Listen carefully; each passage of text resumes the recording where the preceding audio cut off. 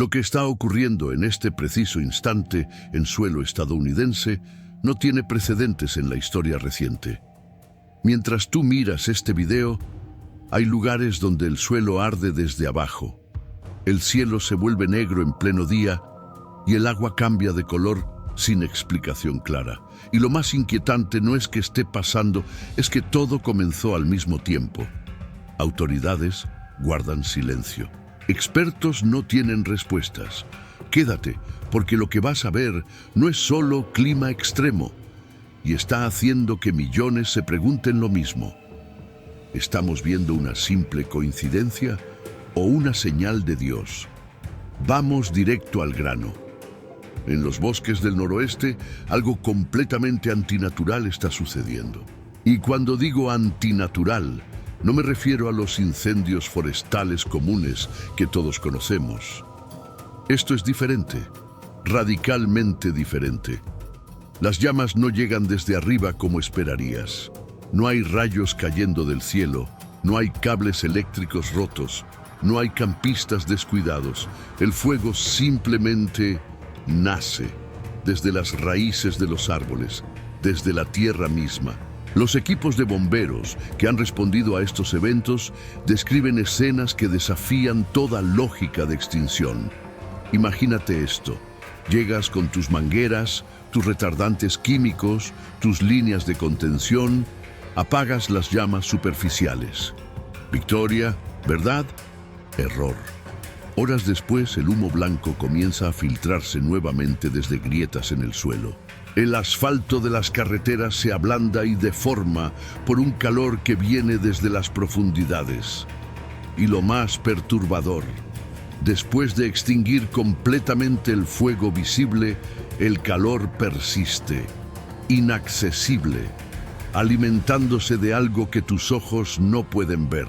Hay un geólogo italiano, Geppi Aipi, del Instituto Nacional de Geofísica y Vulcanología, que menciona un fenómeno raro, donde bajo ciertas condiciones muy específicas, la combustión puede iniciarse sin ninguna chispa externa. Pero escucha esto, en el noroeste americano, este mecanismo revela una verdad aterradora.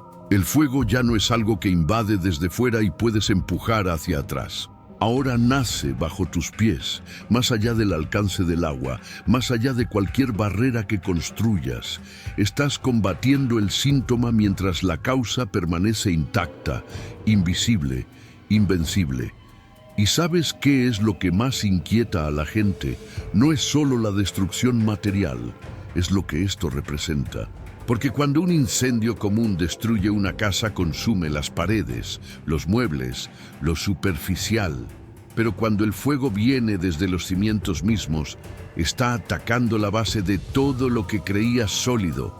La tierra que sostiene bosques enteros, pueblos completos. Toda la infraestructura del Pacífico Noroeste se ha convertido en combustible. Lo que parecía firme resulta ser hueco. Lo que creías apagado vuelve a encenderse.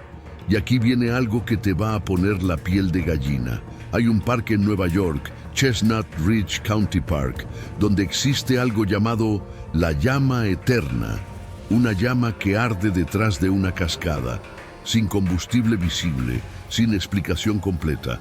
En 2024, ese tipo de fuego subterráneo apareció sin previo aviso en múltiples lugares del noroeste.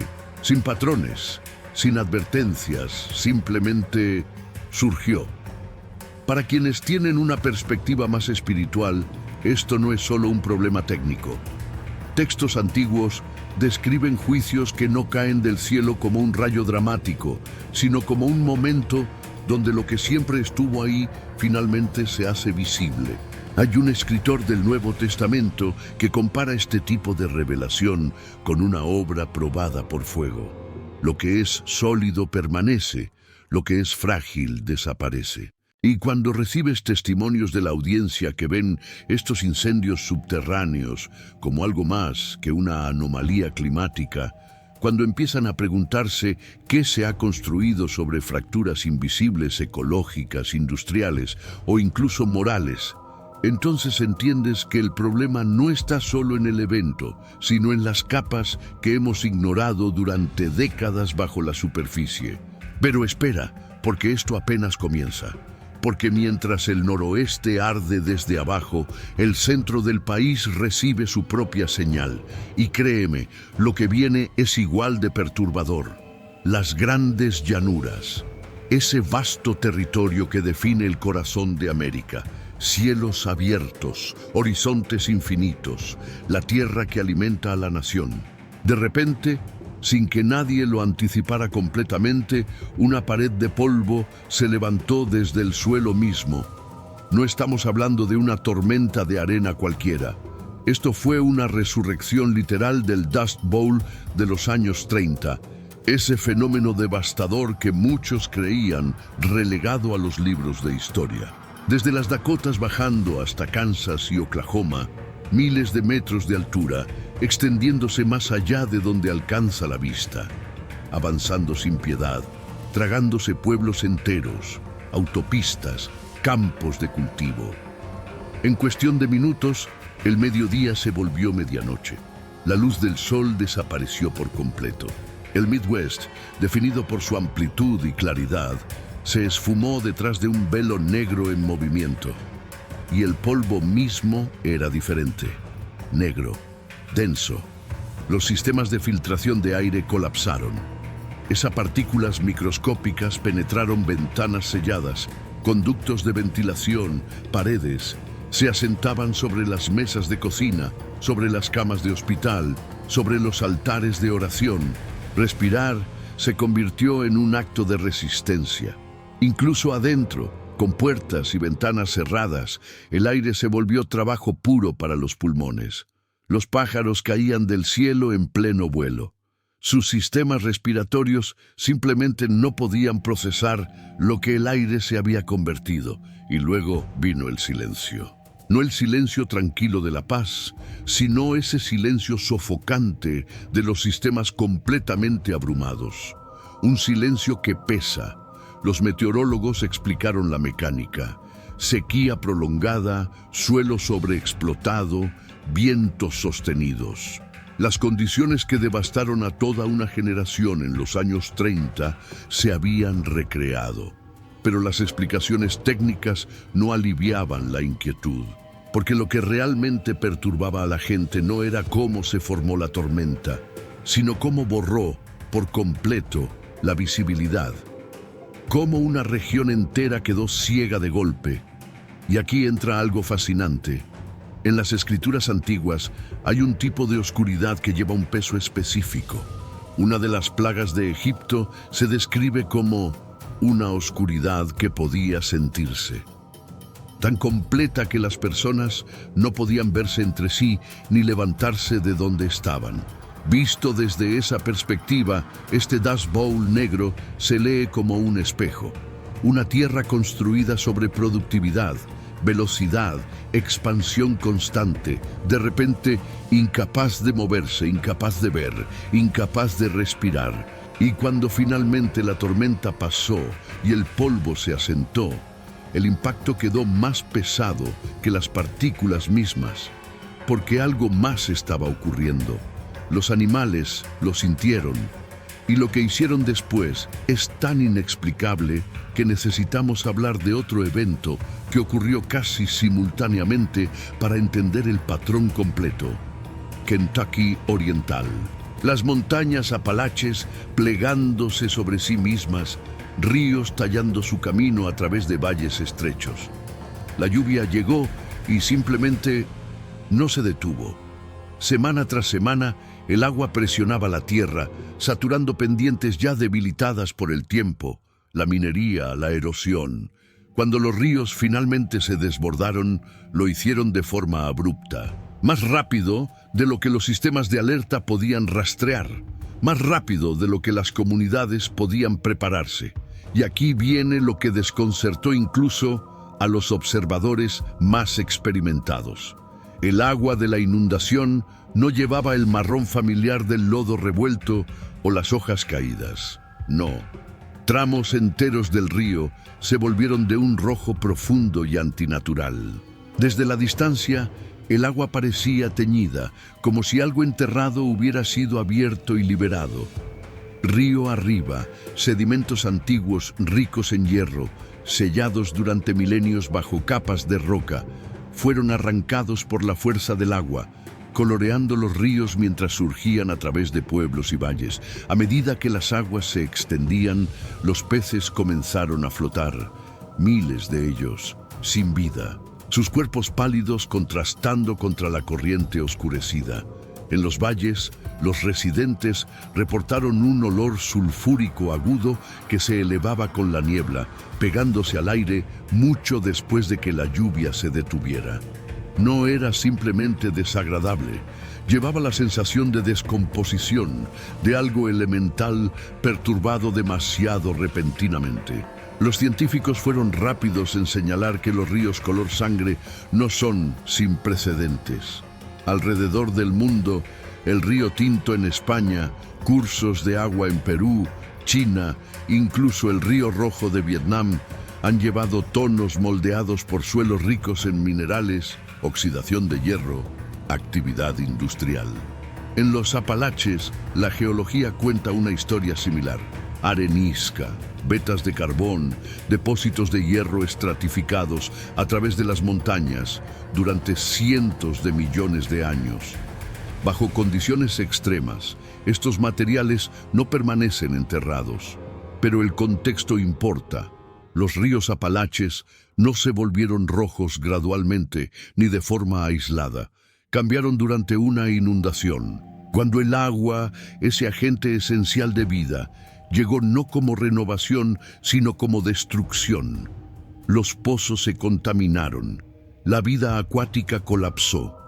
Lo que debería haber sostenido ecosistemas enteros los volvió inhabitables. Esta inversión lleva peso. La transformación del agua en sangre es el primer signo registrado de juicio en el libro del Éxodo. No se presenta como espectáculo, sino como advertencia. Cuando los cimientos están corruptos, incluso las necesidades básicas se vuelven contra quienes dependen de ellas. La vida no desaparece de golpe. Primero se vuelve imbebible. Visto desde ese ángulo, los ríos rojos de los Apalaches provocan una pregunta incómoda. ¿Podría este río estar hablando al mismo tiempo que otros llamados desde todo Estados Unidos?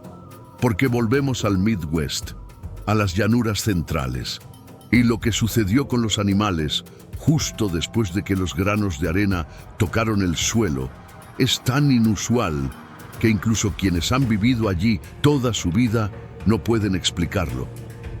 No hubo un detonante único, ninguna amenaza visible avanzando por el paisaje.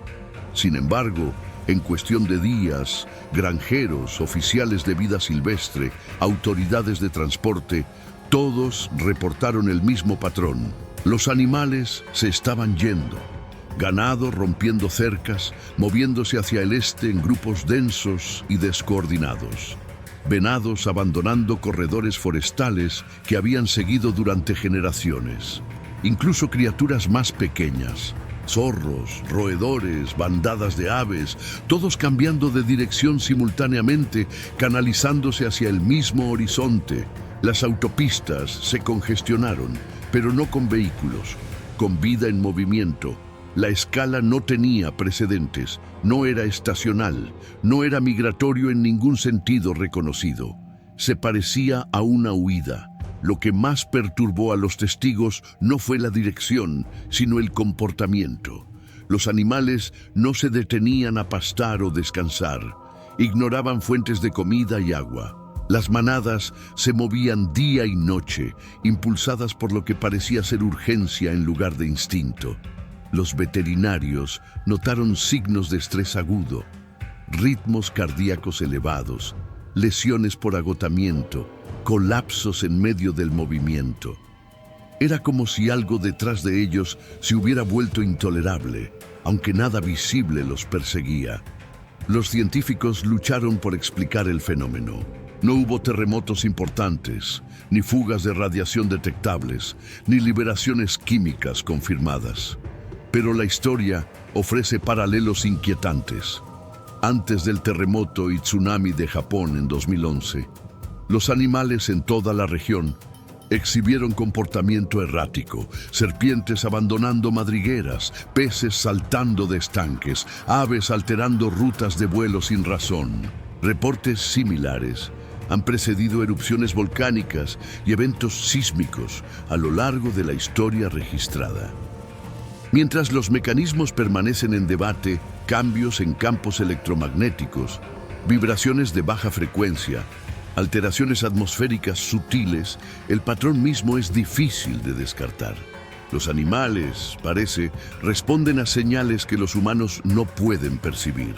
Hay un texto antiguo, el libro de Joel, que describe a la creación misma reaccionando bajo angustia. Incluso los animales salvajes claman a ti. El versículo no retrata a los animales como telón de fondo pasivo de eventos humanos, sino como participantes en un orden compartido, criaturas que registran la perturbación antes de que el lenguaje se forme alrededor de ella. Cuando la tierra falla, ellos responden primero. Otros textos hacen eco de la misma idea. Proverbios habla de criaturas enseñadas por Dios, cada una según su naturaleza. Isaías imagina un mundo donde la armonía o el desorden se refleja no solo en la sociedad humana, sino en todos los seres vivos. En este marco, la huida animal no es profecía, sino señal. Una respuesta al desequilibrio, en lugar de un anuncio de resultado. Visto de esta manera, el éxodo hacia el este de los animales se lee menos como coincidencia y más como evacuación. No migración hacia la abundancia, sino retirada del peligro. La implicación es sutil, pero inquietante. Los lugares que los humanos continuamos ocupando, construyendo, extrayendo, pueden ya estar registrándose como inseguros para aquellos más sintonizados con la tierra. Mientras el movimiento continuaba, los oficiales se enfocaron en logística, seguridad vial, pérdidas agrícolas, contención. Pero bajo esas preocupaciones permanecía una pregunta más silenciosa, una que no se mide ni se gestiona fácilmente. ¿Qué saben estos animales que nosotros no sabemos? Y si la creación misma está en movimiento, huyendo sin explicación, ¿cómo podemos percibir el cambio en el mismo lugar donde vivimos? Tal vez los habitantes de la costa del Golfo ya sintieron el peso del asunto en carne propia. A lo largo de la costa del Golfo, el calor no llegó como un pico repentino, sino como un apretón lento del aire mismo. En Florida y regiones costeras vecinas, las temperaturas escalaron más allá de los 40 grados Celsius. Pero los números solos no lograban transmitir la severidad de lo que se desarrolló. Con la humedad flotando cerca de la saturación, el índice de calor se disparó más allá de los 50 grados. La atmósfera se volvió densa, opresiva. Menos algo a través de lo cual moverte y más algo que debes soportar. Los residentes describieron la sensación con precisión inquietante. Salir afuera se sentía como inhalar agua caliente. El sudor ya no enfriaba el cuerpo. Se pegaba inútilmente a la piel, incapaz de evaporarse. Las temperaturas centrales subían constantemente, silenciosamente, hasta que el mareo daba paso al colapso. El agotamiento por calor escalaba a golpe de calor con velocidad alarmante. Las llamadas de emergencia se multiplicaron. Las agencias de salud pública advirtieron que tales olas de calor ya no son anomalías. Los Centros para el Control de Enfermedades y las autoridades climáticas han señalado repetidamente que el calor extremo se ha convertido en una de las amenazas meteorológicas más mortales, superando inundaciones y tormentas en fatalidades anuales. Este evento siguió el patrón: exposición prolongada, poco alivio por la noche y una población sin preparación para condiciones donde los mecanismos de enfriamiento más básicos del cuerpo simplemente fallan. La infraestructura se tensó bajo la carga. Las redes eléctricas se doblaron cuando los aires acondicionados funcionaron sin pausa, luego cayeron en silencio uno por uno. Los apagones se extendieron por vecindarios ya atrapados en calor estancado. Dentro de hogares oscurecidos, las temperaturas subieron más alto que afuera. Los hospitales se llenaron más allá de su capacidad, no con víctimas de trauma, sino con personas jadeando por aire, sus cuerpos abrumados no por enfermedad, sino por aire que ya no podía sostenerlos. Lo que hizo la crisis especialmente desorientadora fue su invisibilidad. No hubo humo, ni agua de inundación, ni edificios colapsando. La amenaza era el aire mismo. El oxígeno permanecía presente, pero inutilizable en la práctica.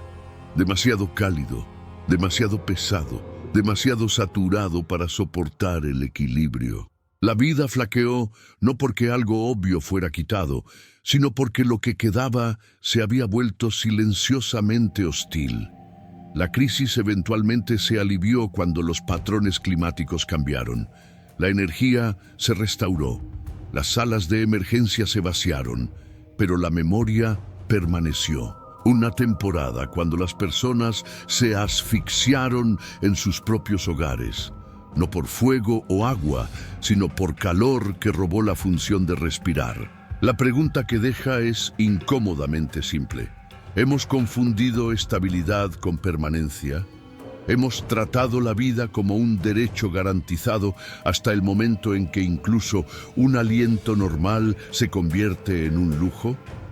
Las advertencias están resonando desde cada rincón de Estados Unidos, desde las vastas llanuras del Midwest hasta los cañones de las montañas Apalaches. Personas y animales por igual están sintiendo un cambio, pero ¿quién es lo suficientemente sensible para reconocerlo? La tierra es rojo sangre, el cielo es negro tinta, el fuego arde bajo nuestros pies y el calor parece insoportable en pleno invierno. La naturaleza ya no habla advertencias, está comenzando a actuar. Estados Unidos enfrenta un asalto total desde el mismo suelo que pisamos. Esto no es cambio climático ordinario, esto es el colapso de un sistema. Esta noche, mantén a tus seres queridos cerca, porque cuando amanezca, el mapa de la nación puede que ya no sea el mismo. Los primeros reportes llegaron desde las ciudades, lugares acostumbrados al brillo artificial, donde la luz rara vez se cuestiona. En Chicago, luego Nueva York, columnas verticales de iluminación aparecieron después del anochecer, elevándose limpiamente desde calles y tejados hacia el cielo oscuro. Eran nítidamente definidas, casi arquitectónicas en forma, como si el espacio mismo hubiera sido dividido en corredores luminosos. Pero era pleno verano. No había cristales de hielo en el aire, ninguna condición atmosférica que pudiera explicar el fenómeno. No eran reflejos ni destellos. La luz no emitía calor. Al pararse debajo de ella, los observadores no sentían calidez, solo una leve presión, tensión en el aire. Las radios crepitaban, las señales GPS se desviaban de curso, los sistemas de comunicación fallaban en distritos enteros. Quienes se acercaban demasiado reportaban que su cabello se levantaba por electricidad estática. La atmósfera cargada más allá de lo que cualquier clima ordinario podría explicar.